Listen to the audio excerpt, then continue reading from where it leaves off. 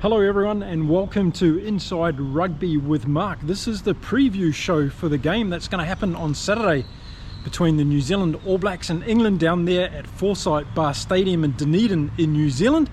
I'm going to go through the two teams in this video.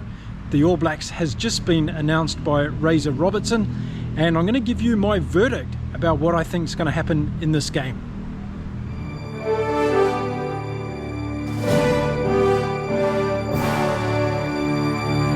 G'day everyone and welcome to the channel. If you haven't been here before, my name is Mark. I'm a Kiwi rugby fan who's living here in beautiful Cancun, and in this video I'm going to talk about the All Blacks versus England on Saturday in Dunedin. So let's get into it straight away. First of all, let's have a look at the two teams. The All Blacks have just named their team just minutes ago. The England team's been out for a little while. I'll go through the two teams, give you my views on that, and then we'll talk about what I think's going to happen in the game. So let's start off with the All Blacks, and in particular in their backline. And there was a lot of discussion around who was going to be the fullback in this particular team. Was it going to be Damian McKenzie or Beauden Barrett? Well, it's actually Stephen Perifetta, and he gets a chance. Of course, the Auckland Blues fullback who's had a great season and deserves his opportunity again in the All Blacks to see what he can do. So he'll be lining up at fullback. And then the two wings are the ones that I thought were going to get the nod on this game: Mark Talia and Sevu Reece.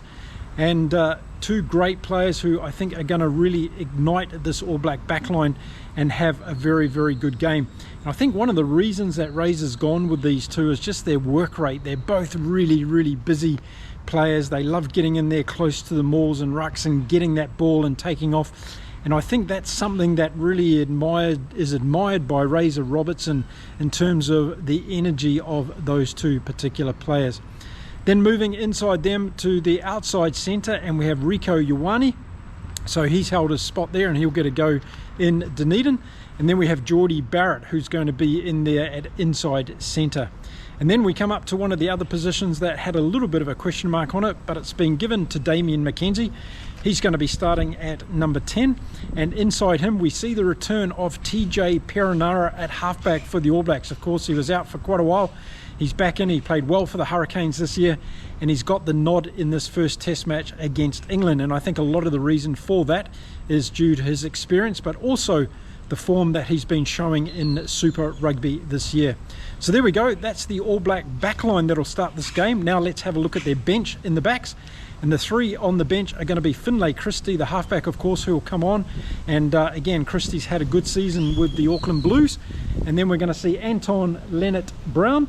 And we're going to see Beauden Barrett. Yes, Beauden Barrett's going to be coming off the bench, and that's probably one of the talking points of this All Black team that's just been named. Okay, so that's the back line for the All Blacks. Now let's move on into the forwards and have a look who's been chosen there. And at number 8, we've got Ardie Savea. I don't think there was going to be too much around whether or not he would get that slot. He's in there. I always thought that Ardie was going to be a shoo-in for the number 8 role for the All Blacks, and he's got it.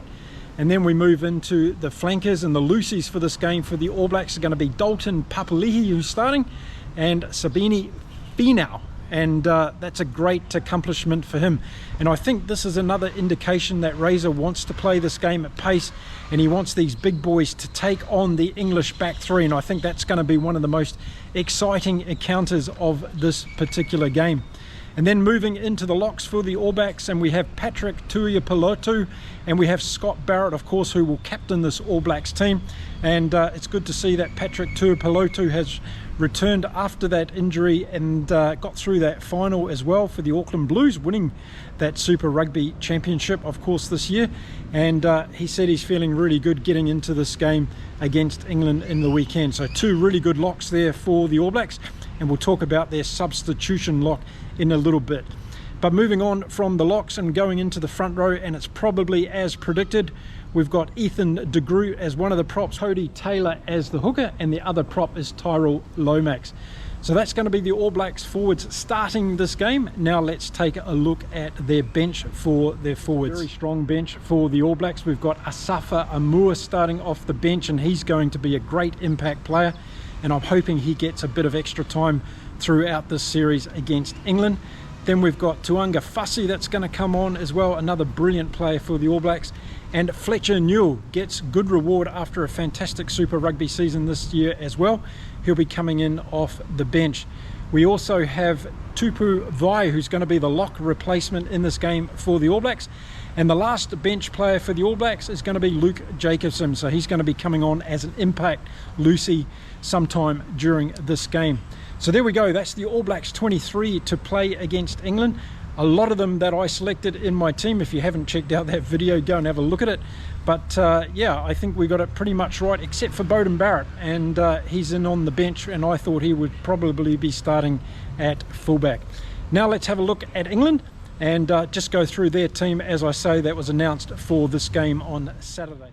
The English backline is full of speed and full of opportunity. I really like the selections that Steve Borthwick's gone for. At fullback, we're going to see Furbank. And then on the wings, we're going to say Fai Waibaso. He's an incredibly exciting player. I think he's in the mould of a Sevu Reece or a Mark Talia. He can really break a game open, so I'm looking forward to seeing what he can do in Dunedin on Saturday. And then moving inside him, we've got Henry Slade, of course, at outside centre. And inside him, we've got Ollie Lawrence. So the pairing that have survived the last few games for England are going to be reappearing again. And that midfield battle is something that I'm really looking forward to. It's going to be very exciting to see how that one pans out. Inside Ollie Lawrence at number 10, we've got Marcus Smith, and a lot of dynamic play from Marcus Smith. I think the All Blacks are going to target him. I'll talk about that in a second when we get on to the prediction for this game. And then inside Marcus Smith, we're going to see Alex Mitchell at halfback. So that back line for England seems to be pretty consolidated now. I think Steve Borthwick's pretty excited about what he's seen from these players, and it'll be really interesting because this is going to be a litmus test up against the All Blacks on Saturday. And as I had predicted in my preview video for the team of England, in the back reserves, we've got Finn Smith, we've got Spencer, of course, the halfback, and we've got Ollie Slightholme as well. So that's going to be the bench for the back line for England in this game. Now moving on to the forwards for England, and we start off at the back at number 8, and it's going to be Ben Earl, of course. And then the two Lucies for England in this game are going to be Sam Underhill, and on the other side, Chandler Cunningham South. And boy, this is going to be an area of the game that I'm going to be extremely focused on. I think this loose trio battle at the back for both teams is going to be very exciting to watch, and it's going to be good to see who gets the upper hand, because I'm sure in the first 20 minutes it's going to be pretty full on, but as the game settles down, I think we could see one of the teams get a little bit of domination in that area. Then moving on to the locks for England, and we see Maro Atoje on one lock and George Martin on the other. Again, a stable pairing here that's been doing very well for England of late, and they'll be pairing up again on Saturday. It's going to be the battle of the front three, and for England we're going to see Stewart as one of the props, we're going to see Marler as the other prop, and of course Jamie George is going to be the hooker, and of course Jamie George is the captain of this England team for Saturday. So a very good pack starting off for England. I think there's a lot of intrigue in this game, both in the set piece and the breakdown areas. And I think these two teams are actually pretty evenly matched across the forward line. Now let's have a look at the England substitutes that are going to... Okay, looking at the forward reserves for England in this game, and we're going to see Theo Dan, of course, then Baxter, Coles, and Curry. So that's going to be the 5 coming on for the English team. So there we go. Those are the two teams that are going to take to the field and play the game on Saturday at Forsyth Bar Stadium. Now, what's going to happen throughout this game? Well, first of all, I think there's going to be a lot of tension in the first 20 minutes of this game. Don't forget, this is the All Blacks' first game in 2024. It's their first game under Scott Robertson. He's going to want this team to show and bring a lot of passion to the start of this game. So I think this first 20 minutes of this game is going to be absolutely full pace. I think Scott Robertson and his team are preparing to play at an extremely high pace and execution level, which is going to really test the England players. But I think that first 20 minutes is going to be about all who can dominate and score some points. So if the All Blacks go hell for leather for the first 20 minutes, but they're not able to put a few tries on the scoreboard, then I think England are going to be really in with a chance of this game. So I think it's up to England to try and weather that storm of the first 20 minutes. The home crowd, it's an indoor stadium. Everybody's going to be behind the All Blacks. It's going to be a hell of an atmosphere down there in Dunedin. And I think England are going to be really up against it. So I think the first test for England in this game is to get through that 20 minutes unscathed too much. And by that I mean with the All Blacks not scoring too many points. If the All Blacks get themselves in the lead at this early stage of the game, then anything could be possible.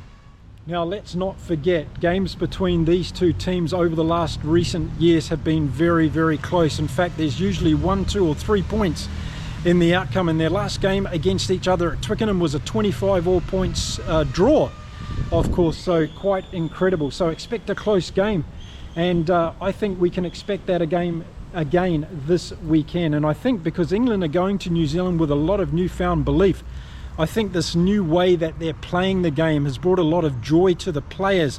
And I think finally Steve Borthwick's got on board with it, and I don't think that was something that was necessarily the case when we saw that little bit of a sit down from the players saying we want to play a different style of rugby. And here they are, they've been producing that now at the back end of the Six Nations.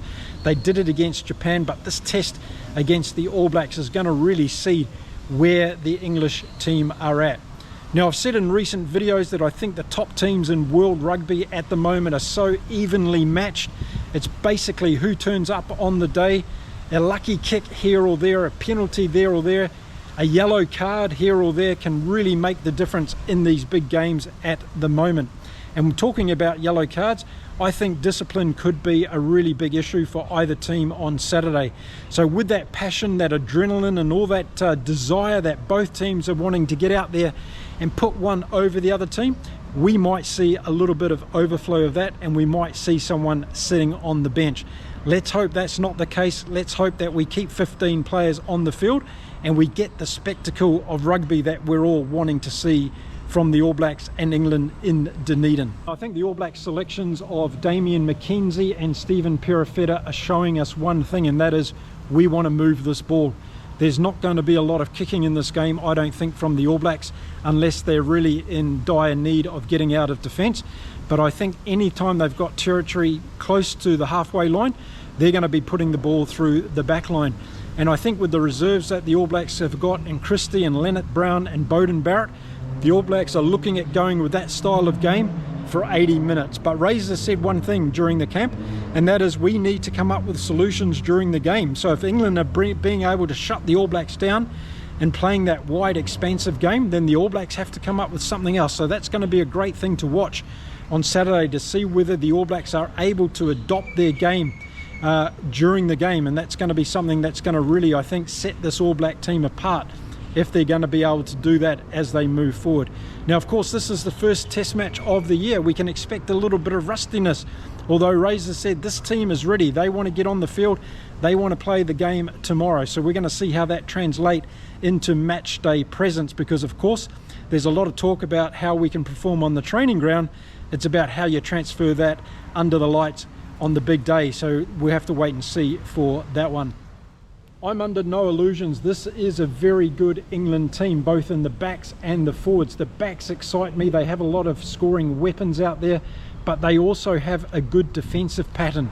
And I think we can see the English team getting up in the All Blacks' faces and causing them a few problems. And I think this is where Damian McKenzie's little magic might come into it, because he will find ways to get through this England defence, whether it be with little chips over the top of the defence or being able to just set up a beautiful pass to one of his players coming in on a particular angle. McKenzie is brilliant at doing that. So that's going to be one of the battles we're going to have to look out for. The other thing that I think the All Blacks are going to do in this game is they're going to target Marcus Smith. They know how dangerous he is, and I'm sure those loose forwards for the All Blacks are being told mission number one: close down Marcus Smith, stop his distribution, stop his jinking little runs and making any momentum.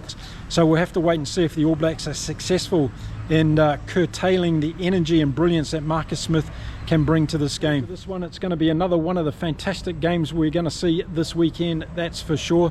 So let me know in the comments, how do you think this one's going to go? What do you think of the All Blacks selection? It's just come out, named a few minutes ago. Let me know your thoughts around that team. Any surprises there for you? Beauden Barrett on the bench, was that a surprise to you? Let me know what you think. But let me know overall as well, do you think England are going to be able to get up and create some history in New Zealand over these two tests, or do you think the All Blacks are going to hit the ground running under Razor Robertson and show that new era of All Black rugby is up and running? Well, I'm going to make my prediction now, and I've got to say it's going to be the boys in black for me. They're going to have to do it against this England team, and I think if they get off to one of those great starts that we've seen in the past where they can put on 15-20 points early in the game, I think it's going to rock England and take them out of this game a little bit. But it's 80 minutes long. England could come back into this game. We'll have to see what they've got, and as I said, this is going to be a great test. Now I'm going to be back after the game with my review video, giving you an in-depth analysis of the game, the players that stood out for me, and whether or not Steve Borthwick and Razor Robertson's strategy actually worked, and finding out what that strategy was as well after we've all seen the game. So if you're going to be around for that, I'd love to share that content with you. The best way for you to stick around is hit that subscribe button. It's absolutely free. Give this video a bit of a thumbs up, and then I'll see you again after the game and I'll give you my views then. We've got a hurricane coming through here, Cancun, over the weekend. In fact, it's going to be here tomorrow night. That's Thursday night local time. The games for me kick off early hours of Saturday morning, so hopefully we're going to have the power back up and running. We're going to have the internet there so I can get to watch these games and give you all my report back. Needless to say, I will be back online as soon as I can. Nothing's going to keep me from the rugby videos, I can assure you of that. Not even a hurricane named Beryl that's plummeting across the Caribbean as we speak. You wouldn't know it tonight. Look at this, it's a beautiful evening.